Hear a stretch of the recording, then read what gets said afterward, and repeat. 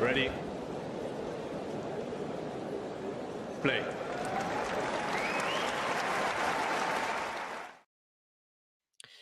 Good afternoon, good morning, good evening, depending on where in the world you are and where you're tuning in from. Mario, I have a quick question. Have you had a haircut in the last few days?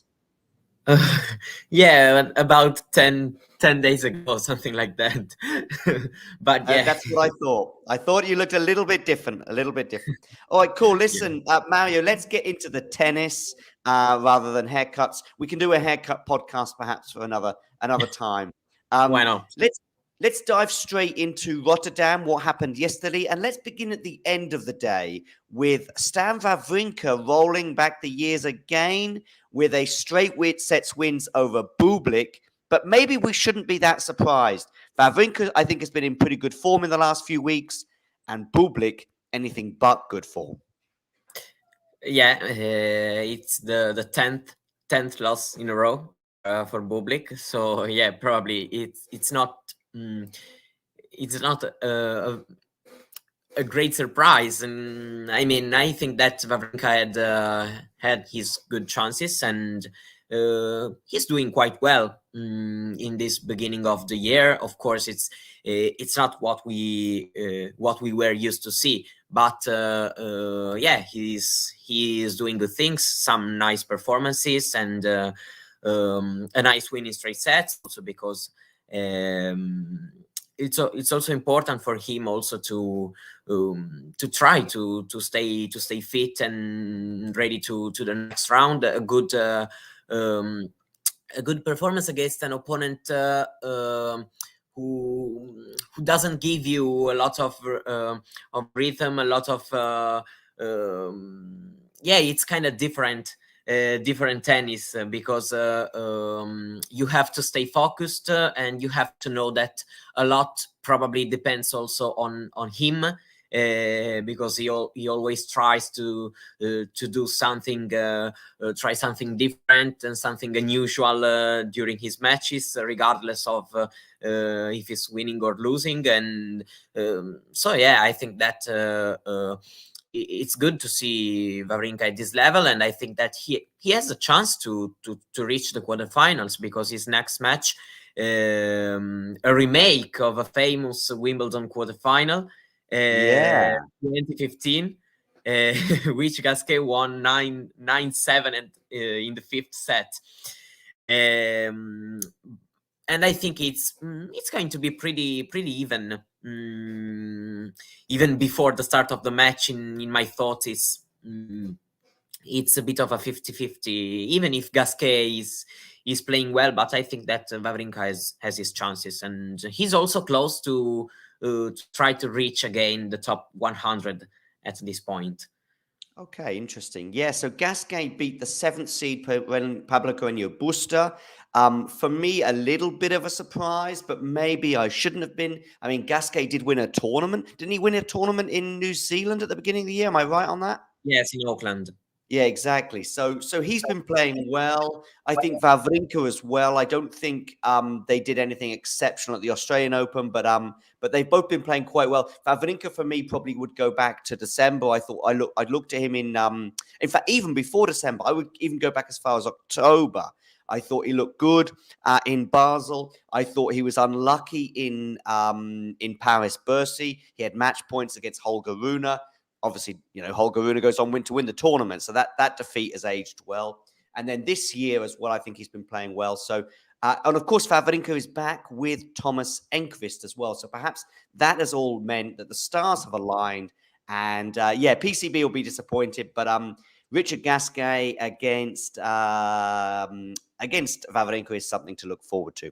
Listen, let's talk about as well somebody who hasn't got anything to look forward to. Is Aslan Karatsev, because he is out. He's really had a pretty horrible 18 months, or certainly 12 months, since winning that tournament just before the Australian Open a year ago.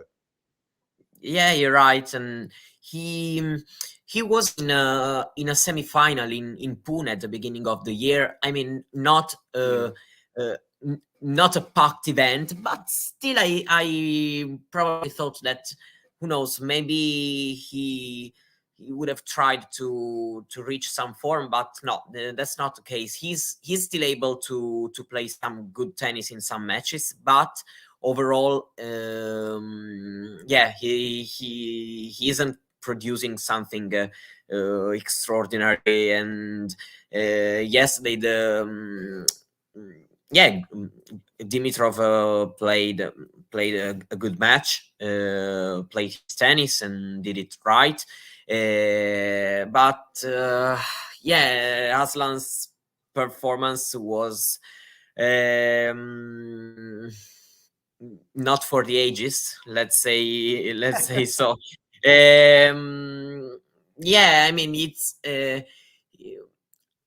2021. I know that he had an explosion, but after that Australian Open semi-final, he was then able to find his form here and there in some events, also on clay, for example. I remember a fantastic match he won against Djokovic in Serbia, and just to lose the final in the deciding tiebreak against Berrettini. He won Dubai in 2021. He won another 250 in Russia, I think St. Petersburg, if I'm not wrong. So I thought that, okay, probably he won't be top 20 for a long time, but he can be a solid player for 3, 4, 5 years. And no, suddenly he went a lot down in recent times. And he played the qualifying event in Rotterdam because his ranking is not so high anymore. But yeah, he seems to he seems like too strong to lose in the qualifying. But then he has not the form, the physical and the mental form to compete with a player like Dimitrov, and that's why the score looks like that. Yeah, right. Did you manage to watch any women's tennis yesterday? Because of course we've got Doha underway. It's horrible. Yeah, go on. No, yeah, I was saying that it's horrible that we have no other events in this week. We have only one 500, and that also means a packed qualifying event, 3 rounds to enter the main draw. So practically 3 wins to win like 20 points. And yeah, I just don't know why WTA 250 could have worked, in my opinion, instead of this strange 500 event, because also because it's played by everyone, because there's also Dubai, which is a 1000 event, and so we have all the players except for Sabalenka and Rybakina in this event, and they are all playing. And so there's also a huge qualifying draw because we have no other event this week. So exactly. I mean, I saw Leylah Fernandez against Pliskova, which could be a Grand Slam semi-final in qualifying. Pliskova emerging the winner, to the sadness, of course, for her and her fans in terms of Fernandez. But that's how it is, and we can see some of these matches here as well. Yeah, exactly. Pliskova Fernandez could have been scheduled on a center court. Of a 1000 event or even a Grand Slam. So yeah. Okay. Also because Pliskova is also in a good form. I saw her in Abu Dhabi and did quite well. And did very well in qualifying this week. So not so lucky also the player in the main draw who thought, oh, I got a player from qualifying, and then it's Pliskova. But yeah, a nice day to start the main draw, because we had a nice match between Krejcikova and Kudermetova. Azarenka did her job quite easily. Yeah, Kudermetova, important win for her after a pretty disappointing Australian Open campaign. So it was important for her um, to take some wins in these events, which in the female tour are also more important than in the male tour, because it's an important stage of the year with a 1000 event. So yeah, nice match, and today we're going to have other great great matches. For example, there's Belinda Bencic playing, one of the most informed players, but also the match between Kized and Ostapenko. It's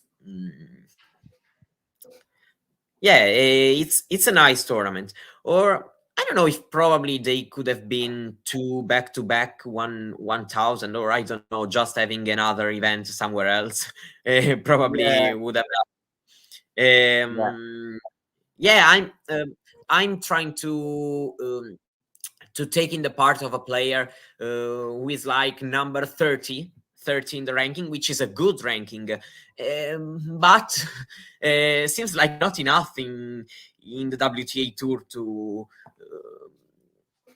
to be in all the main draws and in 500 events. Like in the ATP Tour, it's impossible to think of a 500 event with a number 30 playing, qualifying, something like that. So I know. But then even Rotterdam, and I would like us to sort of finish on Rotterdam. I know we've got a tournament in Buenos Aires. We'll probably bring you a bit of info on that tomorrow. By the way, we've got some live tennis right now happening in Rotterdam. I didn't realize they started as early as 11 a.m., but they did. yeah. And I see that her catch is already set up on Bautista Agut. But yeah, I mean, today in Rotterdam, and also the first round in Rotterdam, I think the lowest ranked automatic person in the first round was 52. I can't remember who that was. It might be Kwon. But and I was like, wow, that's a pretty tight cut for what is an ATP 500. Yeah, no, it's right. Just think that Sinner is not seeded, and it's okay. Not it doesn't count this week's ranking, but taking a look of the last weeks, he was a 17, and so 17 in the world is not seeded in this event.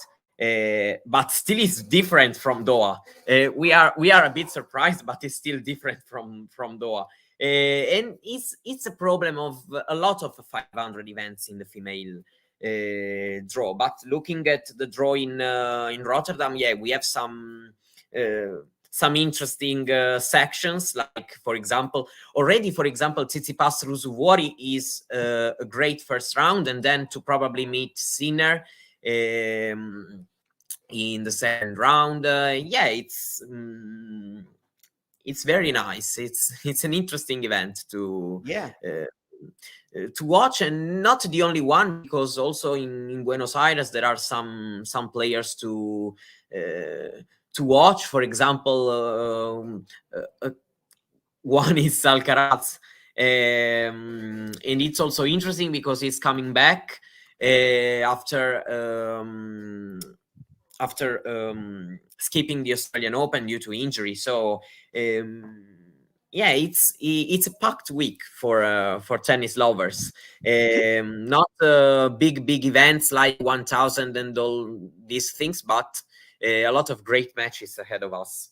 I agree. And in Buenos Aires, I'm also looking forward to seeing how Dominic Thiem gets along. I think Thiem and Alcaraz are probably the two biggest stories there for me, at least to see how they do. Two big unknowns. I think Alcaraz and Thiem as well. They could go out first round, or they could be in the semifinals, or in Alcaraz's case, he could win the tournament quite easily. I don't know. Go on, Mario. No, okay. For me, Alcaraz is, it's like you said, but it's a bit different story in my opinion. I don't see him losing in the second round against Jere. Probably the question if he will be able to win the event. And that's different from Dominic Thiem. I think that Thiem is more like how many matches will he win. That's fair. But yeah, other interesting players like Nori, Musetti. So yeah, a good event. Also, different time zone from Rotterdam, so it's a bit. You can watch a bit here and there when you are free. Yeah, exactly. Especially for us Europeans. Just let's finish with Rotterdam. What is the match today that you're most looking forward to? I think is Medvedev Davidovich Fokina today. I'm not sure, but let's talk about the first round anyway. Davidovich Fokina Medvedev is maybe the match that really excites me. I would suggest. I'm not sure if it's today or tomorrow, but that's a big one, no, for both players. Yeah, I mean, Medvedev needs a good tournament. Yeah, I totally agree. He needs a good tournament, and this match is quite interesting. And also, I was watching Sonego Auger-Aliassime can be a good match. Auger-Aliassime is last year won here the first title of his career.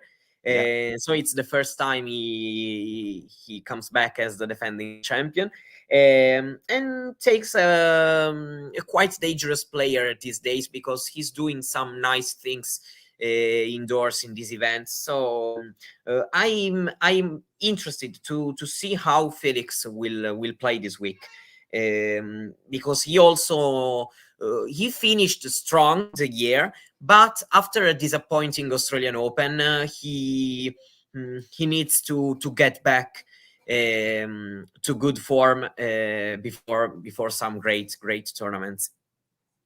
Agree. Hi, Jane. Just saying hello to both of us. I hope you're enjoying the tennis.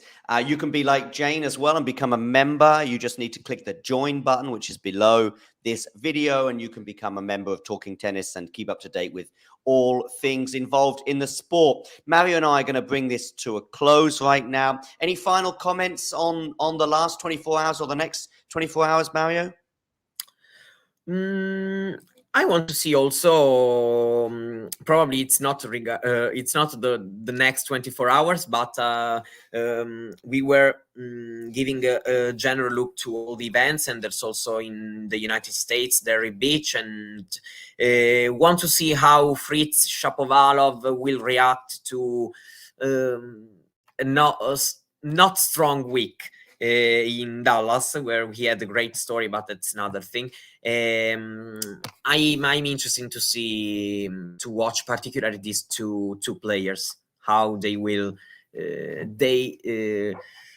Fritz needs some points because of Indian Wells. Shapovalov, it's a different story because he needs wins to his confidence, because he's recently absolutely not doing well. Yeah, he's at least Fritz at a career high of world number 7. I was just looking at the rankings yesterday on the Talking Tennis website, which you can all check out. And I saw that he's up to a career high of 7. But as you say, he's got a few points to defend. But then again, the Rafa Nadal, of course, is going to be missing out with his Acapulco and probably his Indian Wells finalist points as well. So there's a lot of potential movers and shakers there. Of course, Djokovic is very, very close to both the ATP and WTA world record. I think it is of 377 weeks. Yeah, next week. Yeah, next week will be. And it's confirmed that he will be at least at 378. So it's already confirmed. We just have to wait. Yep. By the way, Jane, yes, we will continue. It's just this week, Jane, we're going to, GTL and I have a pretty good relationship. So, I give them this week because we need another week off to just do these kind of shows. So make sure you tune into GTL for their watch-alongs. But we will be back, Jane, with plenty more watch-alongs. If we get time, we may do a watch-along this week, but we'll make sure it's one that GTL are not doing. So make sure you tune into their coverage. They'll be doing some matches live in the next couple of days. So, but yeah, Jane, don't worry. We'll be back doing play-by-play in the very, very near future, but just not this week. Certainly not in Rotterdam anyway. But yeah, listen, Mario, big thank you to you. I know you've got to go off and have a busy day. I've got my coffee. I'm just going to work. But yeah, that's a busy day. Yeah, you're right. It's a busy day. Yeah, I'm on, it's been a I'm on pleasure. night shifts. I'm on night shifts. So this is my first thing in the morning. I just woke up and that's why I've got my coffee on the go.